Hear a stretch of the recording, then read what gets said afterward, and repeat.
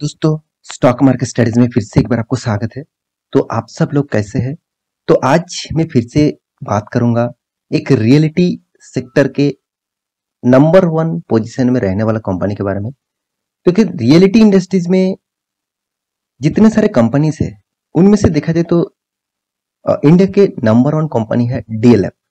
तो आज मैं बात करूंगा डीएलएफ के बारे में, क्योंकि इसके बाद बहुत सारे और भी कंपनीज है जो अच्छा खासा परफॉर्मेंस कर रहा है। जैसे गोदरेज प्रॉपर्टीज हो गया, जैसे लोधा हो गया, मतलब माइक्रोटेक डेवलपर हो गया, साथ ही साथ ओबेरॉय भी है। तो इस तरीके से बहुत सारे कंपनीज है। तो मैं आज बात करूंगा डीएलएफ के बारे में, क्योंकि डीएलएफ से जो एक्चुअली जो हमेशा के लिए जितने सारे इन्वेस्टर है, उनका जो एक्सपेक्टेशन था वो धीरे धीरे मतलब रिकवरी देखने को मिल रहा है। मतलब कंपनी जब पिछले कुछ सालों में चले जाएंगे, मतलब पिछले 5-10 सालों के पीछे चले जाएंगे, तो आप देखेंगे इस कंपनी का हालत बहुत खराब हो गया था। तो उसको धीरे धीरे कंपनी रिकवरी कर रहा है। और कंस्ट्रक्शन और रियलिटी बिजनेस में इंडिया का भी ग्रोथ भी हो रहा है। क्योंकि आप देखेंगे कि बहुत सारे मतलब रियलिटी बिजनेस कंपनीज और कंस्ट्रक्शन बिजनेस कंपनीज आगे जा रहा है। हाँ, बहुत सारे दिक्कत भी अभी आ रहा है, जैसे सीमेंट का प्राइस बढ़ जाना, स्टील के प्राइस बढ़ जाना। तो ये कंस्ट्रक्शन बिजनेस के लिए बहुत एक मतलब चैलेंजिंग पीरियड में लेके आके खड़ा कर दिया। तो फिर भी देखिए कंपनी इस पीरियड को हैंडल भी करके कंपनी का बिजनेस को ग्रोथ कराना कोई आम बात नहीं। तो चलो उसी के ऊपर पूरा डिटेल्स डिस्कस करूंगा। तो वीडियो को लास्ट तक देखिएगा। और हाँ, अभी तक आपने इस चैनल को सब्सक्राइब नहीं किया तो चलो जरूर सब्सक्राइब भी कर लीजिएगा, क्योंकि आपको डेली बेसिस इसी तरीके से इन्फॉर्मेशन और आईपीओ स्टॉक मार्केट के बारे में जानकारी, पोर्टफोलियोज के बारे में जानकारी जानना है तो इस चैनल को कंटिन्यू करिए। तो चलो देखते हैं आज के स्टॉक के बारे में। तो देखिए सबसे पहले मैं चार्ट पैटर्न को पूरा लेके आया हूँ। देखिए चार्ट पैटर्न 5 दिन में देखेंगे तो 5 दिन में 3-3.5% तक रिटर्न। चलो अच्छी बात है। एक मंथ में कंपनी का हालत खराब हो गया। देखिए मैं ये नहीं कहूंगा कि कंपनी में गिरावट हुआ सिर्फ इसी कंपनी में, मतलब इस तरीके से 14% तक गिरावट हुआ, ऐसे नहीं है।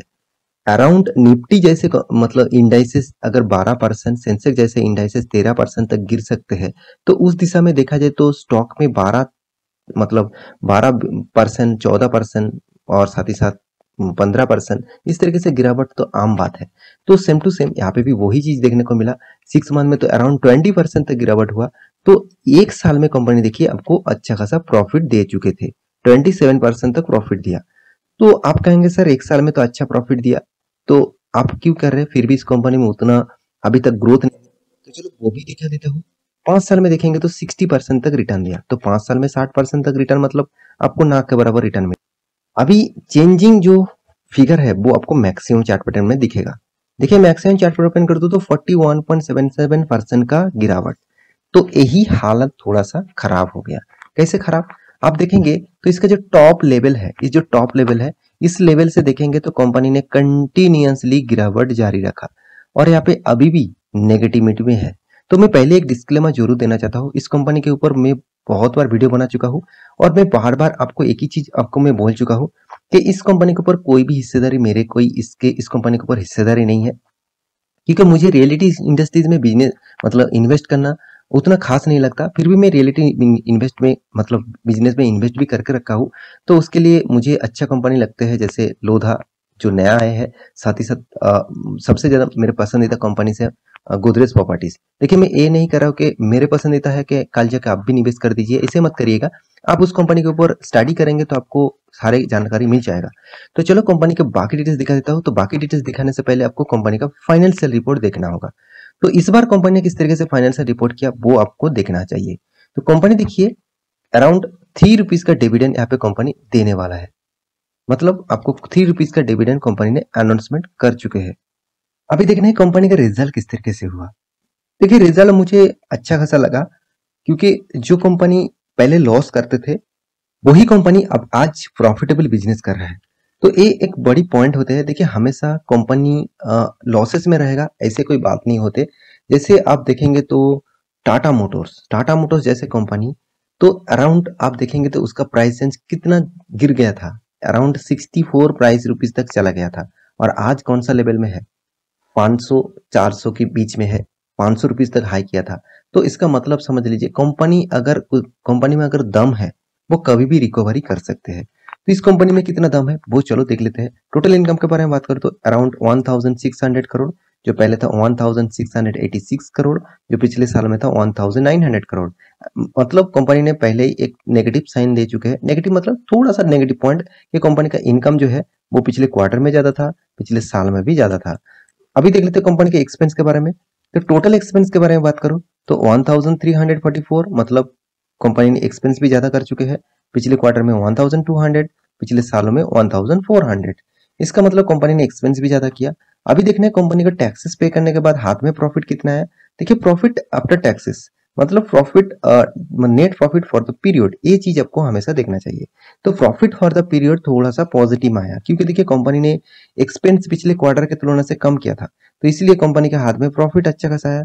तो अराउंड 405 करोड़ का, जो पहले था 379 करोड़ का, जो पिछले सालों में था 477 करोड़ का। देखिए मार्केट हमेशा रिएक्ट करते हैं उसके रिजल्ट के बेसिस से। आप कहेंगे सर रिजल्ट तो अच्छा हुआ, तो रिजल्ट अच्छा हुआ तो ऑब्वियसली मार्केट उस तरीके से रिएक्ट किया, और रिजल्ट अगर खराब होते तो उस तरीके से रिएक्ट करते। तो अभी देखना है कंपनी का रिजल्ट किस तरीके से हुआ। तो रिजल्ट अराउंड देखेंगे तो ईयर ऑफ ईयर बेसिस अच्छा खासा रिजल्ट था।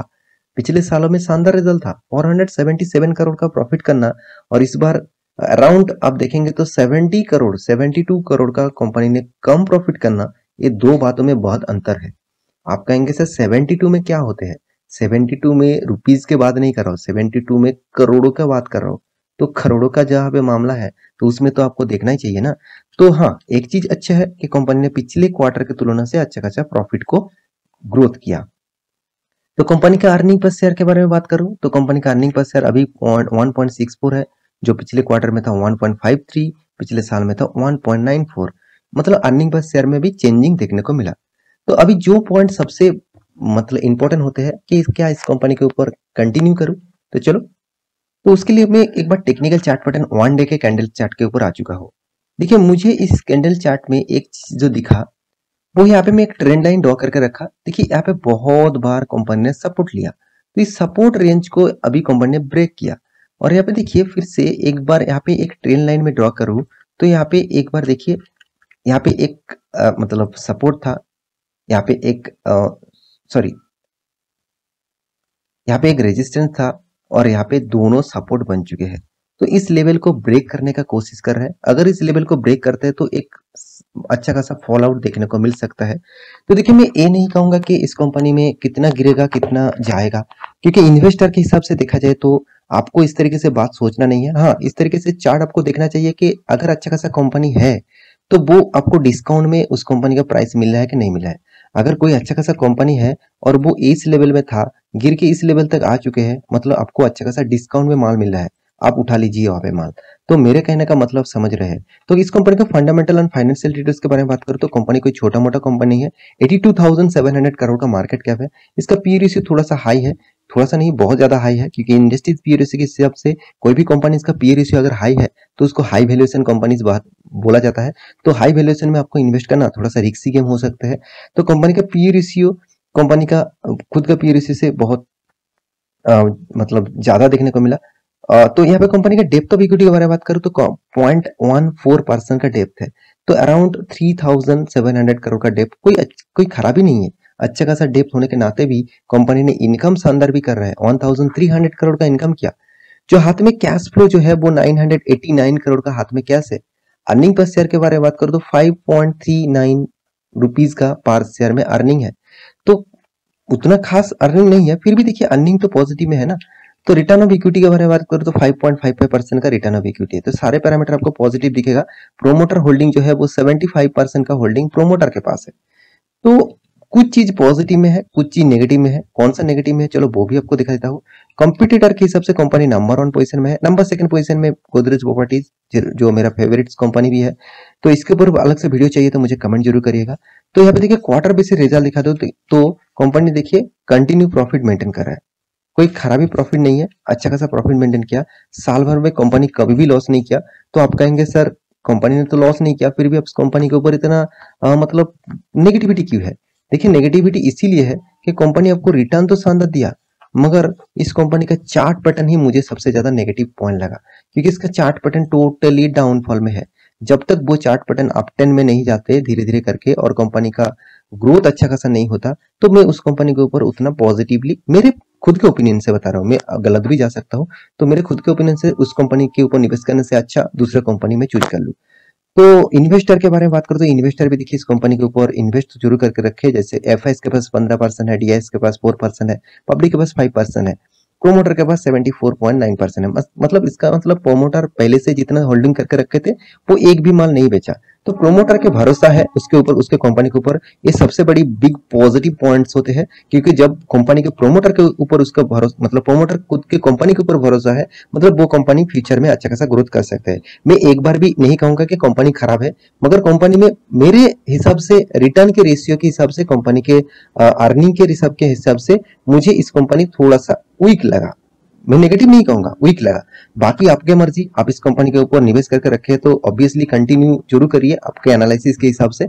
तो आशा करता हूँ सारे जानकारी आपको मिल चुका है। मेरे वीडियो अच्छा लगे तो लाइक करना, दोस्तों के साथ शेयर करना, चैनल को सब्सक्राइब भी करना। मिलते हैं नेक्स्ट व्लॉग लेके, तब तक के लिए अच्छे से रहिए, अपने ख्याल रखिए, बाय बाय।